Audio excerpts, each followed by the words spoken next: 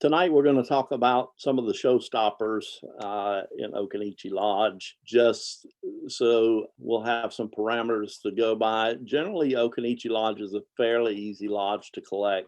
It's simply because we are a large lodge and our numbers when we order patches are a lot higher, I would say, than some of the others. But there have been some low runs, and that gave us some of the tougher issues over the years. Some of the numbers I'm going to show you are not Blue Book numbers. The lodge has its own patch guide, and Paul Huffman and Chris Ferguson are our patch vault editors for Lodge 104, and we keep in touch with each other on what the new cataloging numbers are. I'm just going to talk about the regular issues. We're not going to get into the chapter issues because those can be a real bear of their own with that. So we'll start out with the A's and we'll go through the E's, and hopefully everybody will learn a little something about some of the tougher Occoneechee Lodge patches. So we start with the A, and this is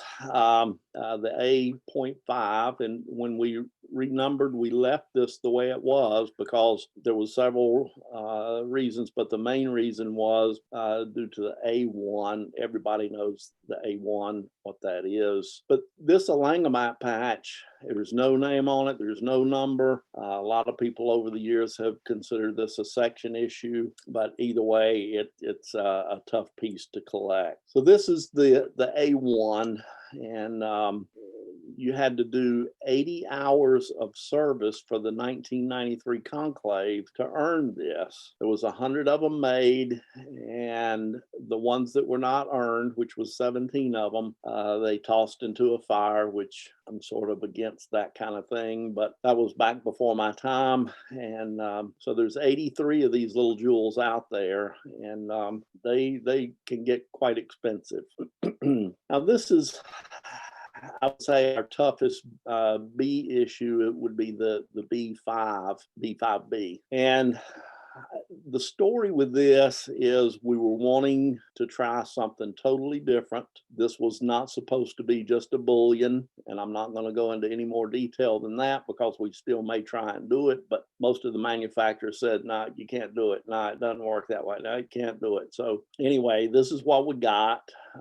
We thought about sending them back to Symbol Arts, but we decided they gave us a great deal on it rather than taking them back. So we went ahead and issued them. And then during the issuance that weekend, we saw that a very, very few of these had details in the what we call the antennae, or the headpiece, if you will. From what we counted, there was probably 15 or 16, but we had been selling them for a couple of hours, so there could have been more, but they were mixed in within the top bullion you see there, the B5A. So if you see one of these with the detail in the antennae, you've got something. The toughest chenille was a pre-order only, and it was a pre-order to fund the J5 award patch. Well, there was only 25 of these ordered plus one prototype, and they're very, very difficult to get your hands on. I personally don't have one. I've only seen the opportunity for one of them out for sale, and it was way above my price range at the time. So that's our toughest chenille. Now the F's, they're all real easy, except for this one, which is a twill right. I'm showing the twill left here, and that's because I don't have the twill right. This was a run that was made by the Trading Post Advisor at the time, and it was a run of 200, and it was to be for summer camp sales. The biggest thing with this was our flap is supposed to be a fully embroidered flap, and it was on twill. So that was the big mistake, and everybody started grabbing them while they could. And then when somebody comes up and says, oh, well, here's a twill right. So there's a few of the twill rights out there, but other than that, the F's are fairly easy, except the twill right. A lot of people consider these two jacket patches, the J1 and the J2, as chapter issues done by our chapter out of the Fayetteville area. And back during the time when these were made, they were pretty much a rogue group, and they pretty much did whatever they wanted to do. But irregardless, we still consider them the J1 and the J2. Very difficult, and the J2 especially are not individually numbered. Not sure how many of them are out there, but I would suspect there's probably less than 50 of those. Now here's a real interesting one, the Hoka Award patch. That's the Drummer Singer Award, and you see I'm showing a J17, which is the turquoise or aqua border versus a dark red, almost a maroon border on the J22. Well, I have firsthand knowledge of what went on here. The J17 we had after the award was created, and we had it for 4 or 5 years. Not a single one of them had been issued. Well, everybody cruising eBay started seeing some of these showing up, and we were all putting out some pretty good money, to get one of these. Come to find out, they were overruns by the manufacturer we were using at the time, and needless to say, we have never used that manufacturer again. Well, we were talking with Moret's Embroidery. They had done some of our flaps, and I talked with Carl Joseph there, who was working with at the time, and he said, that's really sad that something like that would happen. He said, let us make a new one for you. So the one that I think we've issued somewhere between 15 and 20 now since then of the J22 that have been actually issued. The J17, in order to stop the overruns from being sold on eBay, we got Johnny in Brush Creek to sell those for us on eBay, and pretty much destroyed the overrun market for the guy in the desert Southwest that was selling them. So that's kind of the story there on the Hoka. One thing about the Hoka is they are numbered on the back. So if you get one that's numbered, that's the real deal. Now the L's,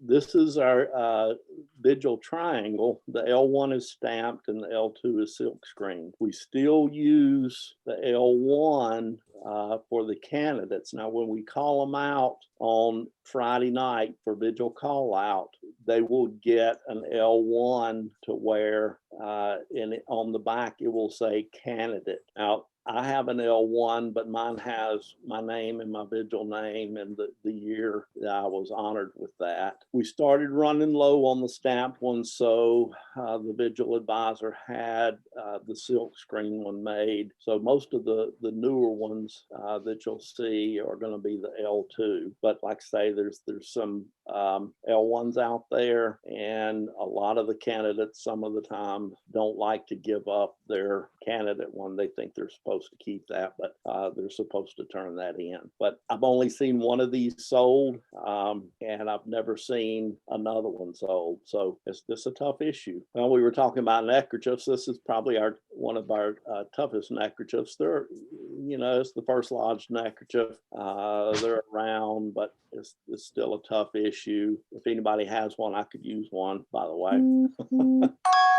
Now, we have more neckerchiefs that are tough, and these are some of the earlier NOAC neckerchiefs from 2002, 2004. And just depending upon the size of the contingent determines how tough they're going to be. I know the N4, we only had 53 delegates, and each delegate got one. So it's a pretty tough issue for those that are collecting neckerchiefs. Since that time, the Lodge has changed its policy on NOAC memorabilia that we will release to the general population of the Lodge. And it was determined several years ago now that what we sell delegate-wise goes to offset the delegate expenses. And just to give you an idea of how we do with that, I guess it was the last Michigan NOAC. Our delegates actually went from North Carolina to Michigan over 2 days on the road, and what we had to charge our youth was less than what the national fee was. So all the money that we earned went to offset those expenses for the kids. And it makes it nice to be able to do that. This is probably one of the tougher pies, the Firmbound and Brotherhood. It was sold in the Trading Post, and you can't find one this day to save your life. I don't know what happened to all of them. The material is not very good on them. As you can see here, it looks rather thin, and I don't know if people just threw them away or what they did, but that's a tough little pie. Now, these are two Alangamat pies that are really tough. The P3 is the purple head, and P4 is the blue head. And we probably haven't issued one of these in, I would say, 18 to 20 years now. The requirements, they probably ought to go back and look at that, or just do away with these since we have other Alangamat issues now. But this is one of those where your Alangamat pretty much has to follow his clan and convert about 100%, I believe it was, to Brotherhood within the year. So these were sewn on a neckerchief at the time they were earned or awarded, and you don't see them out there. So if you see one, grab it, but expect to pay probably $500 or $600 for them when you do. Now the R's, what I'm showing you here is the R2. It looks pretty much just like the R1 with the exception of the W's. The middle legs on the R2 comes all the way up to the outside level of the legs, and on the R1 the middle legs are shorter. It doesn't come all the way up. And we've got 4 rounds that look very similar to this, the R1, 2, 3, and 4. And out of them, the R2 is probably the toughest. That's one that has eluded my collection. I know where one is now, so now it's just a matter of forking out the money. This is one from the 80s, the dance team. There was a couple run of these. The R8 has feathers in the headdress, and the R9 is no feathers. And that R9 is an absolute killer. It's the one everybody needs. And this was a fairly coveted patch for the dance team, and you just don't see them around. Now, this is kind of an interesting one. It's a newer one. These were done in the early 2000s. It's the R19 and 20. The lodge advisor called me up and he said, "Greg, we're about out of LLD patches. You think reps can get us some?" And I'm like, we're 2 weeks out from the event. Let me see what I can do. So I call up Carl and say, "Look, we've got to have some patches. We've got to have them in a couple of weeks. Is it possible?" He said, "Can you send me a scan of what you want and we'll get it done?" They did, and they came in. And they were missing the fleur-de-lis, and it's supposed to say every airman deserves a trained leader, but this says trained leaders. There was only 50 of the train and 50 of the staff, and they're long gone. I had a few because I was actually on staff at that LLD, and they're tough. One sold on eBay, I think, last week. It kind of surprised me that when I pulled it up and I looked and it said trained leaders, and I'm like, this is going to be a good one. And it was off to the races. So this takes us back to the 80s with the S's. And really, as far as our lodge flaps go, we only have 2 patches that I would consider showstoppers. The first one here is showing is what we call the micro, or the S9. And this was sort of the lodge's first attempt at overseas embroidery. And I guess our inches got messed up with millimeters. We got this just ugly patch back. And from what I told, all the brothers looked at it and like, who in the world is going to buy this? How are we going to get rid of this? I've got an idea. We'll give them to the ordeal candidates. So that run was given to the ordeal candidates. And most of the folks in the ordeal are sash and dashers, so these are long gone. You'll run across one every once in a while. Sometimes you'll find them in a traderie. They're mixed in with the regular issue Occoneechee flaps because nobody wants to identify them, because Occoneechee Lodge patches are so hard to identify. So what we've been told. I don't have a problem, but some folks do. So that's one of them. The next one's going to be the S-26. That's the 96 NOAC. This is a restricted delegate. We had 26 delegates that year that went to NOAC. They got 2 of these apiece. I suspect some of them were traded at NOAC. The rest of them came home. But when you look at, 52 patches and a lodge over 1,800 members, it doesn't take long for them to get dispersed. So I think this is one that Hank Birdsong finally ended up with at our tradery the other weekend. I was glad he was able to get it. So he's done with the showstopper flaps anyway, I think. Then comes the X's. We have several odd shapes that we consider showstoppers, and the first one is the X1. This little guy, it can be covered with a dime. It can literally be covered up with a dime. I discussed one time, that's got to be one of the most expensive patches per square inch that there's ever been. It went around the 4950 CP. They're just so small. They've gotten lost, who knows? But that's probably one of the tougher X's. The other two is the X2, 3, and 4 that Johnny alluded to earlier with the Cook Crews. And these are highly coveted patches. And when you were given one of these patches, it didn't go anywhere else. I said many times that if I could just have one of these, I would consider my collection complete. And I finally got that one. I got an X4 this year, and I'm happy with my collection now. I got a Cook Crew, but these are very, very tough issues. Now the X18. It's an odd shape that was sewn on a burgundy with white piping delegate neckerchief. We had quite a few delegates that year, but the burgundy neckerchiefs, when the guys got hot and sweated, they bled all over their uniforms. And I think a lot of these may have got trashed when they got home. That's a tough little neckerchief because of that X18 on it. That brings us up to the events. And there's really only one. It's actually a set because it's a puzzle set, but the A1 fits with it. And this is what it looks like. These were the event patches for 1992 and 1993. So can you imagine going to all 6 events to get this puzzle set? And I think that's why it is so tough, is because, it was used over 2 years to finish the event set out. And then they had to do a reorder because I guess they didn't order everything at one time.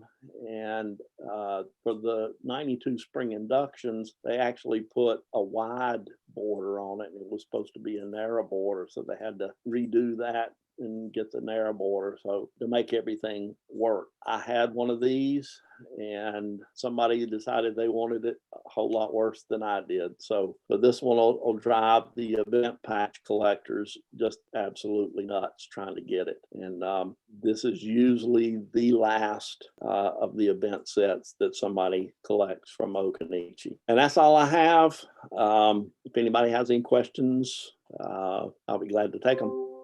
Yeah, the Cook Crews. I've heard that those were likely issued by the Cook Crew teams and not the lodge.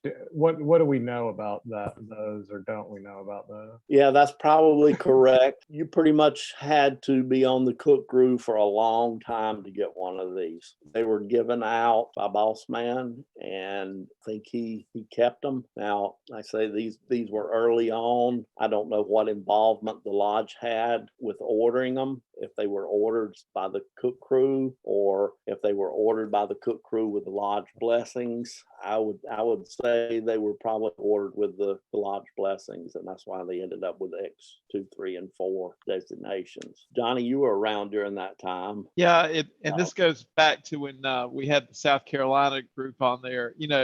Cook Crews, dance team, ceremonial teams. If you look at a lot of lodge issues around the country, I guess no one was thinking about exploiting that stuff when they came out. And so I would say 9 out of 10 of those kind of groups were issued probably by the advisor of that group. You know, at the time, I think every group seems to have such respect for the what they do. I know you would never go up against Boss Man and say that you have the official authority to issue that patch, because he would send you home and he would bring the whole.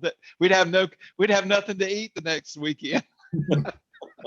They're definitely not private issues I think when you feel like a lodge is doing it for those reasons. So, you know, if you go back to the 40s and the 50s, you know, you'll see the same thing. They weren't trying to decide how we're going to classify this one day in a book when those came out.